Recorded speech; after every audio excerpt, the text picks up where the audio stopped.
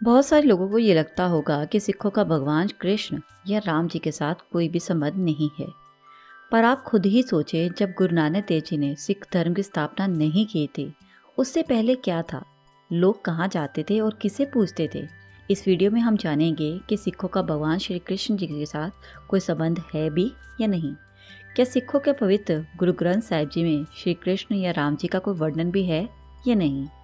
गुरु ग्रंथ साहिब जी के अंग 1082 में मारू महला 5 में गुरु अर्जन देव जी साफ रूप में कहते हैं, अजूत पार ब्रह्म परमेश्वर अंतर्यामी, जिसका अर्थ है, हे अकाल, हे परमेश्वर, हे अंतर्यामी, तू ही पार ब्रह्म है, तू ही अंतर्यामी है, तू ही सबके दिलों की जानता है।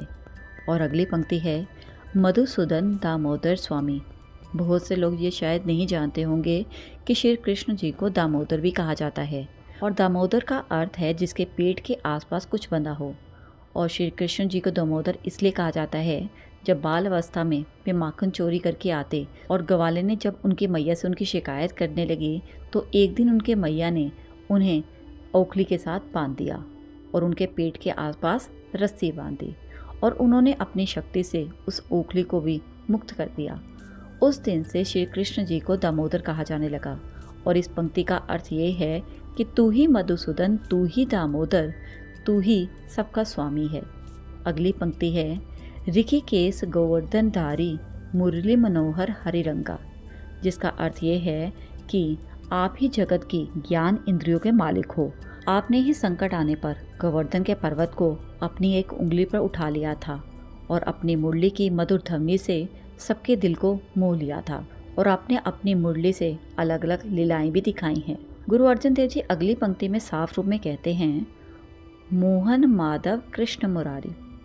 ये पंक्ति में साफ रूप में स्पष्ट है कि गुरु अर्जन देव जी ये जानते थे कि भगवान कृष्ण जी की मुरली में इतनी शक्ति है कि जिसने दुनिया को मोह लिया, और सब उनकी मुरली में मगन हो गए। अगर आपको हमारी बात पर यकीन ना हो कि गुरु ग्रंथ साहिब जी में ये पंक्तियाँ दर्ज है, तो आप गुरु ग्रंथ साहिब जी के अंग 1082 में से जाकर देख सकते हैं, 1082, जिसमें साफ रूप में ये सब लाइन्स लिखी गई हैं। चाहे युग बदल गया है, लेकिन श्री कृष्ण जी की लीलाओं का वर्णन पहले भी था और आज भी है। आपको ये वीडियो कैसी लगी कमेंट करके जरूर बताएं। अगर अच्छी लगी हो तो इसे और लोगों के साथ भी शेयर कीजिए, ताकि बाकी लोगों को भी पता लग सके कि गुरु ग्रंथ साहिब जी में भी इन सब बातों का वर्णन है।